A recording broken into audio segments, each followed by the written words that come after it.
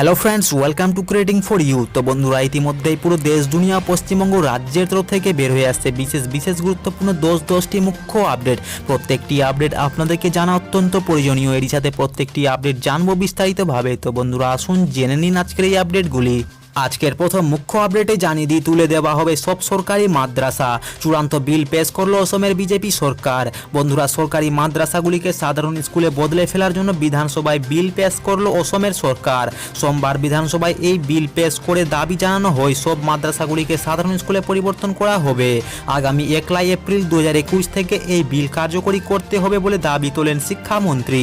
বিধানসভায় অসমের মুখ্যমন্ত্রী হেমন্ত বিশ্ব বর্মা এই দাবি নিয়ে বিল পেশ করেন, যা নিয়ে তীব্র বিক্ষোভে ফেটে পড়েন বিরোধী দলগুলি।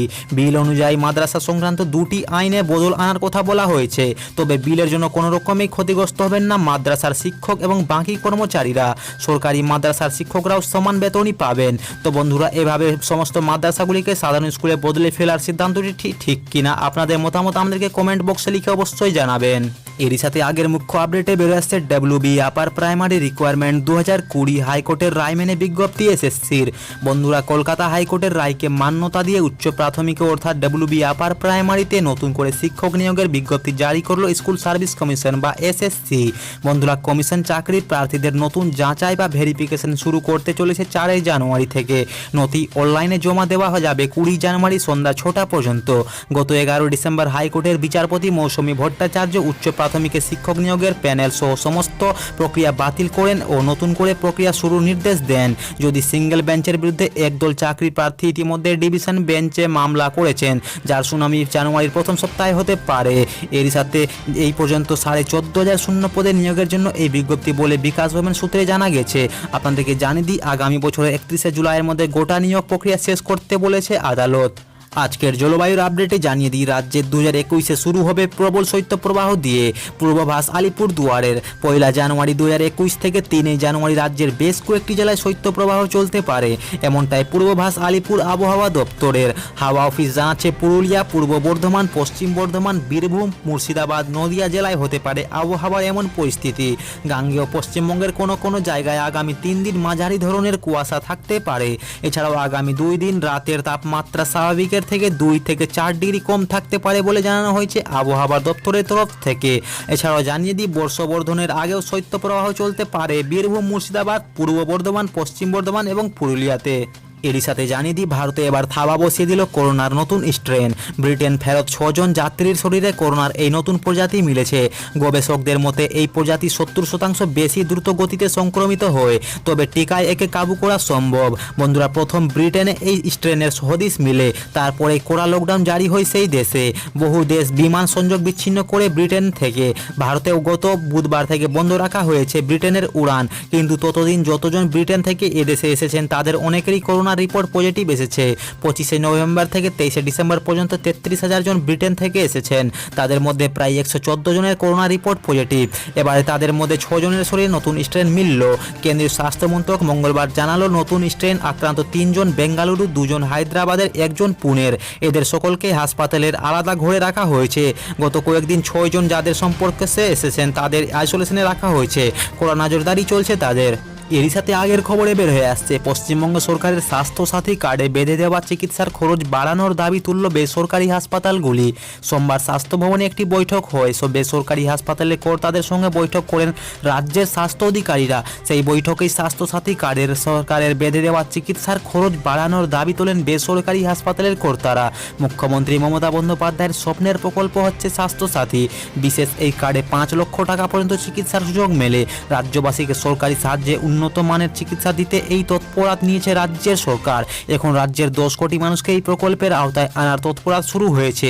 রাজ্য সরকারের দেওয়া এই কার্ডে বিভিন্ন রোগ বা অস্ত্রোপচার চিকিৎসার জন্য নির্দিষ্ট একটি খরচ বেঁধে দেওয়া আছে। সেই খরচের মধ্যে চিকিৎসার সুযোগ নিতে পারবেন রোগীরা।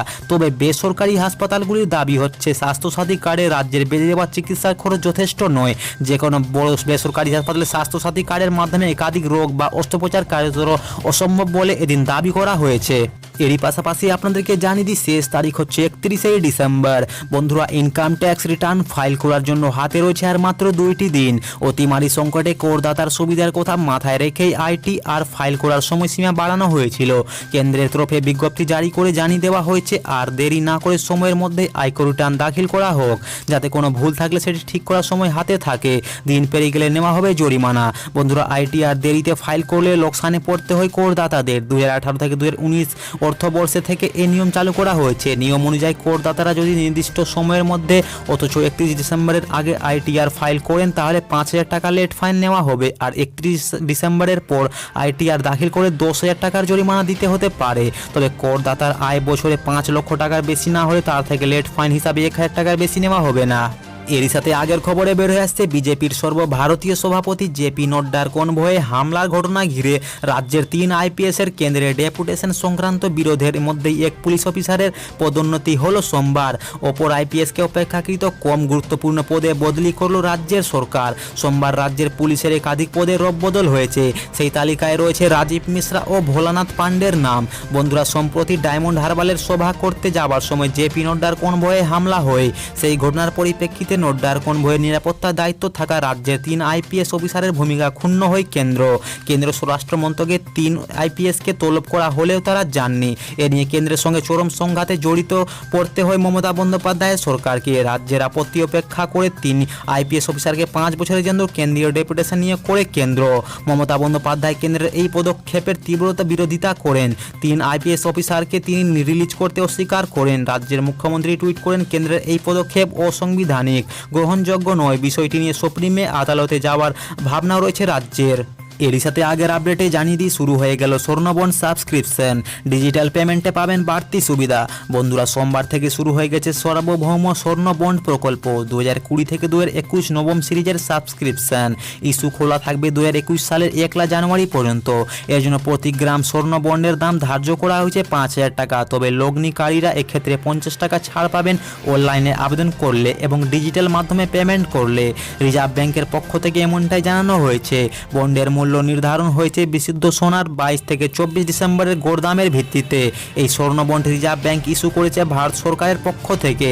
এই বন্ডের মূল ইউনিটি 1 গ্রাম সোনা বা তার গুণিতকে নেওয়া যেতে পারে। বন্ডের মেয়াদ 8 বছর, তবে তা 5 বছরের পর থেকে ভাঙানোর সুযোগ পাবেন। এই বন্ড ব্যক্তিগতভাবে হিন্দু অবিভক্ত পরিবার, ট্রাস্ট, বিশ্ববিদ্যালয় এবং দাতব্য প্রতিষ্ঠান নিতে পারবেন। ন্যূনতম 1 গ্রাম বা সার্বভৌমিক 4 কেজি ব্যক্তিগত এবং হিন্দু অবিভক্ত পরিবার নিতে পারবেন। ট্রাস্ট এবং অন্যান্যরা সর্বাধিক 20 কেজি নিতে পারবেন। এরই সাথে আগের আপডেটে আপনাদেরকে জানিয়ে দিই কেন্দ্রীয় সরকারের নতুন নিয়ম। বন্ধুরা, আগামী বছর থেকে কমতে চলেছে সরকারি এবং বেসরকারি কর্মীদের বেতন। কেন্দ্রীয় সরকারের নতুন নিয়মে কমতে চলেছে হাতে পাওয়া বেতন। আপনাদেরকে জানিয়ে দিই পে প্যাকেজে সরকারি এবং বেসরকারি উভয়ের পরিবর্তন আনা হচ্ছে, যার ফলে বেতন কমে যাবে বলে জানানো হয়েছে। পরের বছরে অর্থাৎ 2021 সালের অর্থবর্ষ থেকে নতুন নিয়ম চালু হয়ে যাচ্ছে, যাকে বলা হচ্ছে কোড অফ ওয়েজেস।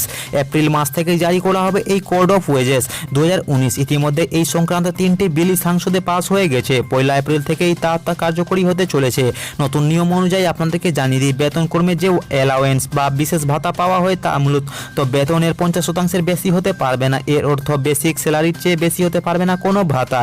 তাহলে বেসিক স্যালারিকে 50% হতে হবে। বেসিক স্যালারি যদি 50% হয় তবে স্বাভাবিকভাবে প্রভাব পড়বে প্রভিডেন্ট ফান্ড এবং গ্র্যাচুইটি পেমেন্টে, যার একটা অংশই কাটা হবে কর্মীদের বেতন থেকে। অবশেষে আপনাদেরকে জানিয়ে দিই দেশে এখনও রেকর্ডের দামে বিক্রি হচ্ছে পেট্রোল ও ডিজেল। বন্ধুরা, বিশ্ববাজারে অপরিশোধিত খনিজ তেলের দামের ওঠাপড়া অব্যাহত, কিন্তু ভারতের বাজারে অপরিবর্তিত রইল পেট্রোল ও ডিজেলের দাম। ফলশ্রুতিতে গত 7 ডিসেম্বর থেকে জ্বালানির দাম গত 2 বছরের মধ্যে সর্বোচ্চ স্তরে আছে। এ নিয়ে দেশের মধ্যে প্রবল আলোচনা শুরু হলেও তেলের দামে আর কমেনি। সোমবার পেট্রোল ও ডিজেলের দাম অপরিবর্তিত রাখল তেল কোম্পানিগুলি। এ নিয়ে টানা 21 দিন জ্বালানির দাম অপরিবর্তিত রইল। এদিন কলকাতা ও অন্য প্রধান 3 মেট্রো শহরে প্রতি লিটার ডিজেলের দাম ছিল দিল্লিতে 73 টাকা 87 পয়সা, মুম্বাইয়ে 80 টাকা 51 পয়সা, চেন্নাইয়ে 79 টাকা 21 পয়সা, কলকাতায় 77 টাকা 24 পয়সা। এছাড়াও এদিন মেট্রো শহরগুলিতে প্রতি লিটার পেট্রোলের দাম ছিল দিল্লিতে 83 টাকা 71 পয়সা, মুম্বাইয়ে 90 টাকা 34 পয়সা, চেন্নাইয়ে 86 টাকা 51 পয়সা এবং কলকাতায় ছিল 85 টাকা 19 পয়সা। তো বন্ধুরা, আজকের ভিডিওটি এই পর্যন্ত। এই ভিডিওটি ভালো লাগলে শুধুমাত্র একটি লাইক এবং ভিডিওটিকে শেয়ার করুন এবং এর সাথে সাথে যদি আপনি চ্যানেলটিতে নতুন থাকেন তাহলে চ্যানেলটিকে সাবস্ক্রাইব করতে ভুলবেন না।